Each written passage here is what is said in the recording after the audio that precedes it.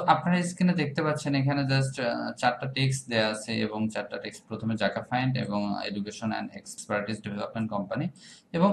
Just এখানে আমি আপনাদেরকে একটা জিনিস দেখাই যে আমরা যদি এখানে জাস্ট এখান থেকে সিএসএস টা সরায় রাখি বা সিএসএস টা যদি অফ করে দিই তাহলে আমাদের টেক্সটটা এটা আমরা এখানে কন্ট্রোল এস দিয়ে এখানে যদি আবার কোডটা রান করে দেখেন আমাদের টেক্সটটা কিন্তু কেমন জানি একটা সব একবারে মানে এখানে একটা সাদা কালো টিভির মতো হয়ে গেছে। সো এই যে জিনিসটা এই যে এটা দেখতে পাচ্ছেন এখন জাস্ট আমরা যদি আমাদের সিএসএস বা স্টাইলশিটটা আবার যদি রানিং রাখি সো এখন যদি আমরা কন্ট্রোল এস দেই তাহলে দেখেন এই যে আমাদের টেক্সট গুলো কিন্তু এখন একটু সুন্দর সুন্দর দেখাচ্ছে। সো এই যে মেইনলি হচ্ছে যে এটাই পার্থক্য অর্থাৎ এইচটিএমএল দিয়ে আমরা স্ট্রাকচার তৈরি করতে পারি এবং সিএসএস দিয়ে সেটা বিভিন্ন ধরনের সৌন্দর্য তৈরি করতে পারি। সো আজকে আমরা মেইনলি আলোচনা করব সিএসএস এর বেসিক নিয়ে। এইচটিএমএল এর ভেতরে সিএসএস টা চার ভাবে ইউজ করা যায়। একটা হচ্ছে যে সরাসরি কোনো ট্যাগকে টার্গেট করে ট্যাগের ভেতরে আমরা প্রথম যে ট্যাগটি রয়েছে ওইটার ভিতরে আমরা ইউজ করতে পারি এবং আরেকটা ইউজ করতে পারি আমরা এই যে বডির ভিতরে বডি যে ট্যাগটা রয়েছে এর মধ্যে আমরা যদি সিএসএস বা স্টাইল ইউজ করি সেই ক্ষেত্রে আমাদের সেটা আমাদের এই সিএসএস টা কাজ করবে। আর একটা ভাবে করা যায় সেটা হচ্ছে যে এই হিডার যে ট্যাগটা রয়েছে এই হিডার ফাইল যে রয়েছে এই হিডারের মধ্যেও কিন্তু আমরা আমরা এই সিএসএস এর যে স্টাইল সেটা কিন্তু আমরা রাখতে পারি। আর সর্বশেষ যে বিষয়টি সেটা হচ্ছে যে আমরা এটা সিএসএস এর জন্য আমরা আলাদা একটা ফাইল তৈরি করতে পারি এমন হচ্ছে আমরা আলাদা একটা ফাইল তৈরি করে জাস্ট এই এইচটিএমএল এর আমরা যদি সেটা লিংক করে দেই তাহলে কিন্তু আমাদের সিএসএস টা কাজ করবে। সো এই ভিডিওতে আমরা মেইনলি যেটা দেখব সেটা হচ্ছে যে আমাদের এই ট্যাগের ভেতরে কিভাবে সিএসএস ইউজ করতে হয় এবং তার পরবর্তী ভিডিওতে আমরা দেখব যে বডির ভেতরে সিএসএস কিভাবে ইউজ করে সেটা ব্যবহার করতে হয় এবং ৩ নম্বর ভিডিওতে আমরা দেখব হিট যেটা একটা রয়েছে এর মধ্যে আমরা সিএসএস কিভাবে ইউজ করব এবং ৪ নম্বর ভিডিওতে দেখব আলাদা একটা সিএসএস এর ফাইল ক্রিয়েট করে সেটাতে আমরা সিএসএস ইউজ করে সেটা কিভাবে আমরা এইচটিএমএল এ লিংক করব এবং এটা কিভাবে প্রপারভাবে কাজ করবে। সো প্রথমে যদি আমরা এখানে দেখাতে চাই যে আমাদের এখানে একটি এস অন ট্যাগ যেটা হচ্ছে আমাদের টেক্সটটা হচ্ছে জাকা ফাইন্ড ওকে। এখন এই যে সিএসএস এর যে ফাংশন গুলো রয়েছে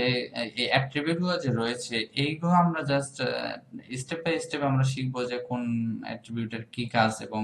কোনটা কিভাবে কাজ করে বাট এই ভিডিওতে আমরা মেইনলি দেখতেছি যে কিভাবে একটা ট্যাগের ভিতরে কোনো একটা সিএসএস ইউজ করে জাস্ট সেটার সঠিকভাবে কাজ করবে ওকে। সো এই যে দেখেন আমাদের এই যে টেক্সট গুলো রয়েছে এটা জাস্ট এটা দেখা যাচ্ছে প্রথমে আমরা যেটা ইউজ করছি জাকা ফাইন্ড এখানে জাস্ট কালারটা ইয়েলো করে দিছি সো যার কারণে আমাদের টেক্সটটা এই কালারটা দেখাচ্ছে এবং ব্যাকগ্রাউন্ড কালারটা যদি আমরা এখানে এইটা না দিয়ে যদি আমরা এখানে ব্লু করে দেই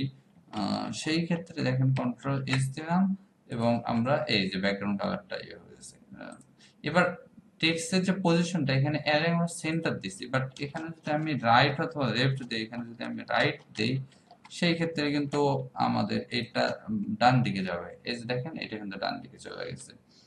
সো এখানে এই টেক্সট অ্যালাইন এই অ্যাট্রিবিউটের ভিতরে আমরা যেই ভ্যালুটা ইউজ করব আমাদের কিন্তু সেটাই দেখাবে। সো এইবার দেখেন আবার এটা কিন্তু সেন্টারে চলে আসবে।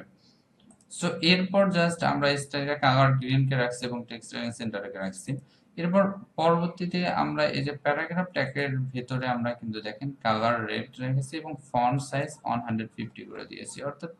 এই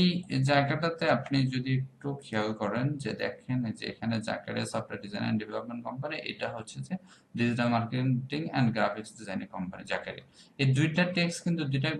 প্যারাগ্রাফ টেক্সট ছিল বাট তারপর একটু ছোট বড় দেখাচ্ছে কারণ আমি সিএসএস দিয়ে এটার সাইজ কম বেশি করে দিয়েছি।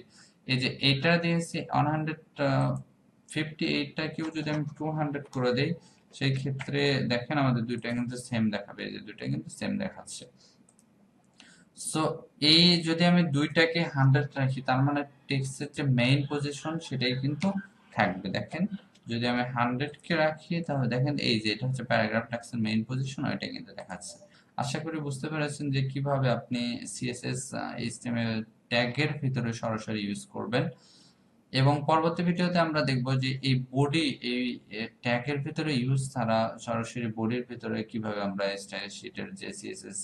যে অ্যাট্রিবিউট গুলো রয়েছে সেগুলো আমরা কিভাবে ইউজ করব। So thanks for watching.